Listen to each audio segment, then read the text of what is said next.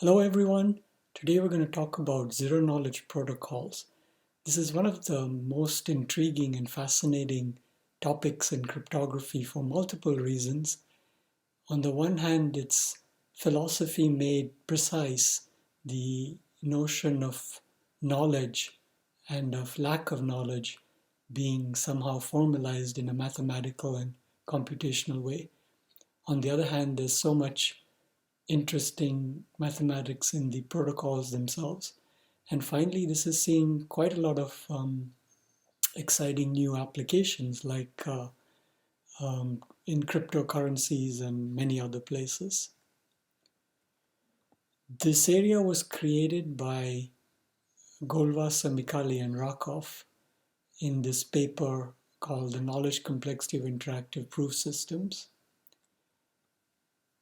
Some years back, Goldwasser and Micali received the Turing Award, which is computer science's highest honor, for general contributions to the foundations of cryptography, including, as one of them, the development of zero-knowledge protocols.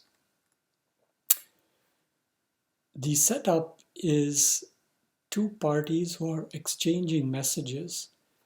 One is called a prover and the other is called the verifier. There is some claim made by the prover. I here stands for instance. The prover may also have a secret associated with that claim. On the basis of knowledge of this secret, she's claiming that this is true, or even that she knows or possesses a secret that makes it true. And she wants to convince Vic of this. And this conviction will take the form of interactions in which she sends a message, Vic sends a message back, and so on, until in the end, Vic outputs a decision, which is a Boolean.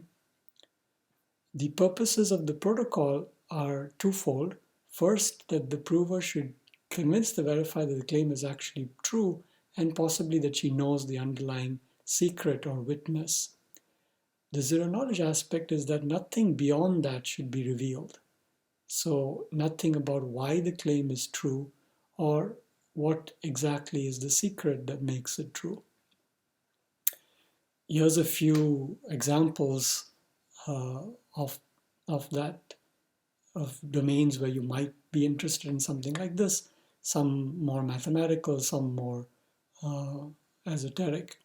So for example, suppose you're simply talking to another student and you claim that you know how to solve the homework problem, which was pretty hard. And the other student says, yeah, I don't believe you, show me the solution. But you don't want to give away the solution. So you just want to brag. So how do you do that?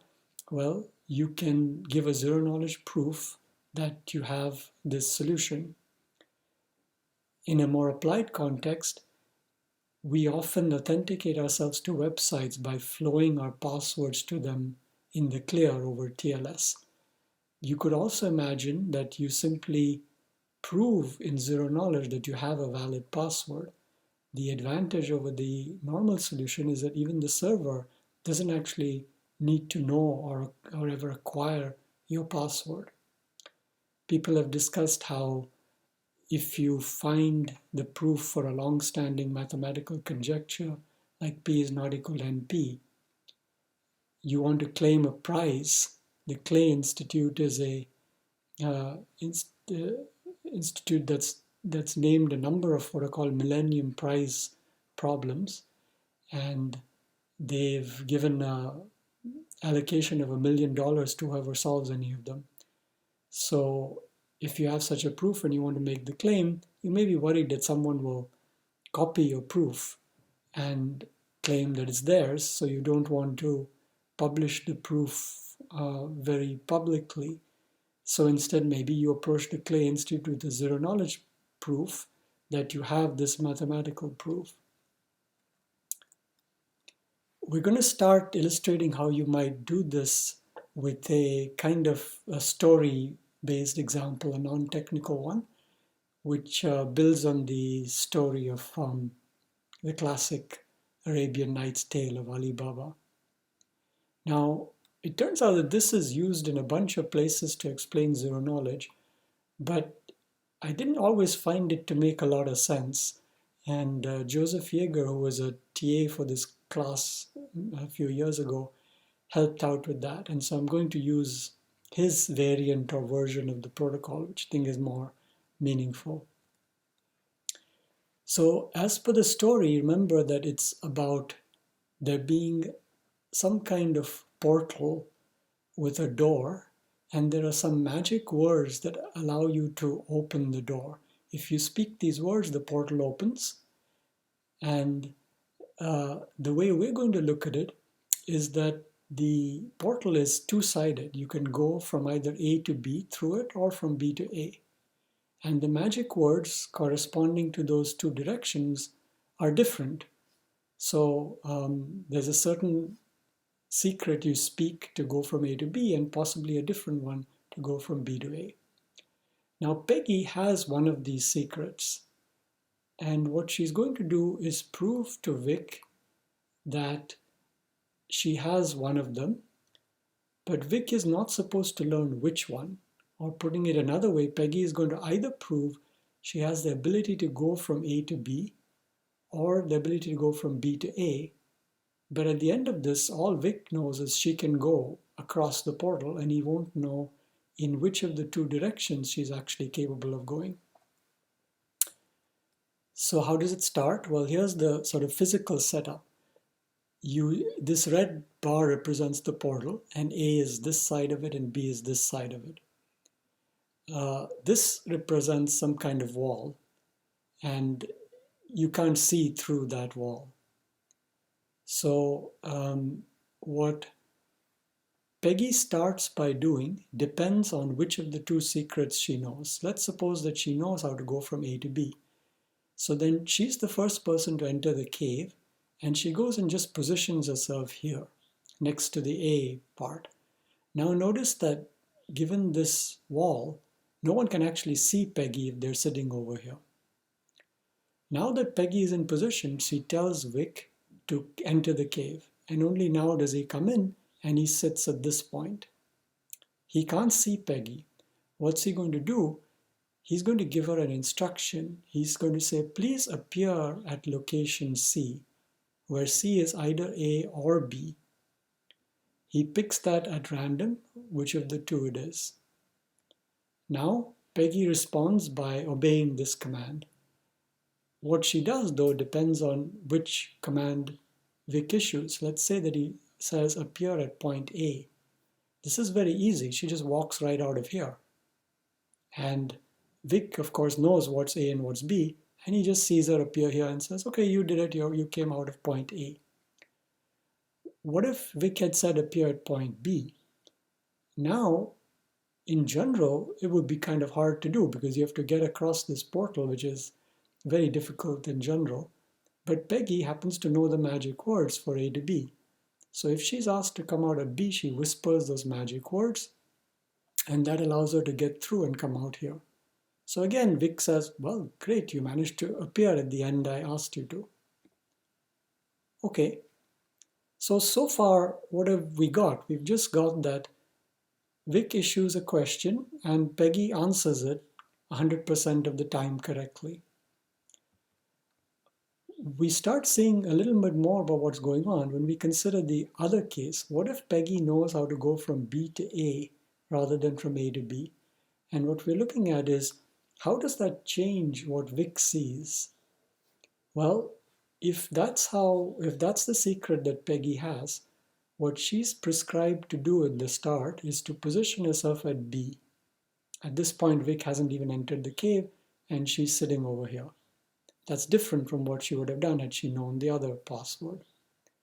Then again, she calls to Vic, come in. He comes in and he sits here. He can't see where Peggy is because of this barrier over here. Just as in here, he says, please appear from either A or B, where I'll pick that choice, call it C at random. Of course, Vic is doing the same thing here as here. He has no idea in which situation he is. It's only Peggy who knows the difference. And now we claim that Peggy can again comply. Why is that? Suppose the request was to appear at point A. Well, in general it may be difficult, but luckily Peggy knows the magic words to go from B to A. So sitting here, she crosses over and then walks out here. And Vic says, oh, I see you appearing at A. Now notice that from Vic's perspective, whether it was starting here and getting here or starting here and getting here, it looks identical. All he sees is, I told Peggy to appear at A, and lo and behold, she did. Now again, in this case, if he says appear at B, she can do it quite easily. She doesn't even need any magic words, just walks out from here. Again, from Vic's perspective, he has no clue whether that arose from this situation or this one, because in both cases, all he sees is Peggy walks out at slot B. Okay, so now we're going to discuss in what sense this has properties that we're going to think of as being associated to zero knowledge. It turns out that it isn't one property we're interested in, but a whole slew of them, and somehow the non-triviality or interest only emerges when you have all these properties. The first one is trivial, but it's still important, and it's kind of the equivalent of a correctness condition in a cryptographic primitive. It just says that suppose everybody's honest and doing what they're supposed to do, then the verifier will always accept. In other words, suppose Peggy's claim is true, meaning she does know one of the two passwords or magic words. Then if she and Vic both follow the protocol doing exactly what's instructed of them, pretty much as we saw in trace through, the verifier will always accept, because he will see Peggy emerge at whatever side he wants, regardless of which magic word she knows. Okay, now the other condition is, what if Peggy's claim is false? And this is why we talk of the notion of a proof, meaning she actually doesn't know the magic words. She knows neither of them. She's just trying to fool Vic by claiming that she knows one of the two magic words. Now, she will be able to succeed in fooling Vic, that's about half the time.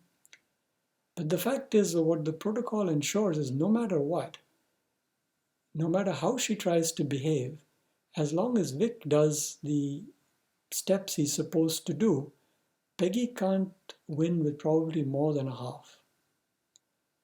Now, when we think about this situation, Peggy is no longer an entity doing what she's told to do in the protocol, which is, if you know this, go here. If you know this, go here. Because in any case, she doesn't know either magic words.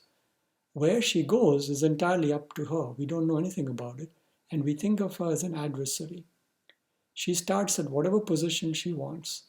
However, what happens is when Vic says appear at some point A or B, chosen at random, there's only half probability that she can do that, because with probably half, it's the other side of wherever she is, and she doesn't have the magic words.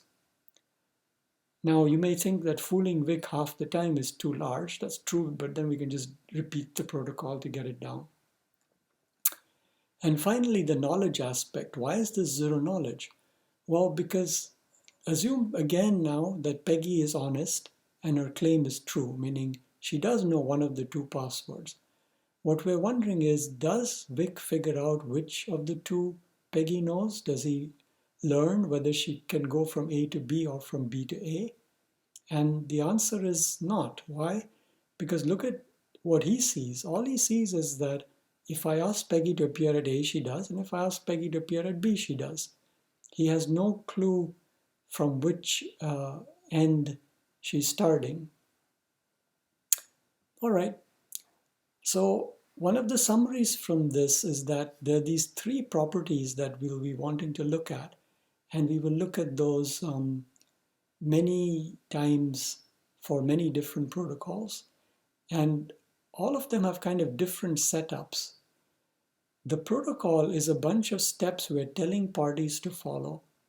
Sometimes parties are adversarial, which means they won't follow those steps. In completeness, the prover Peggy's claim is true and she's honest. And then the honest verifier is supposed to always accept. Soundness says that the prover's claim is no longer true. The prover is an adversary trying to convince you of a false claim. And that means that she's cheating in the sense that the prescribed protocol steps need not at all be followed. Nonetheless, the verifier should not accept with probably at most something, which in this case was a half. In the zero knowledge claim, we're back to saying that the claim Peggy makes is true and she's honest. But now we want that the verifier doesn't get any information beyond the fact that the claim is true. In this case, it means that he doesn't learn which of the two secrets Peggy knows.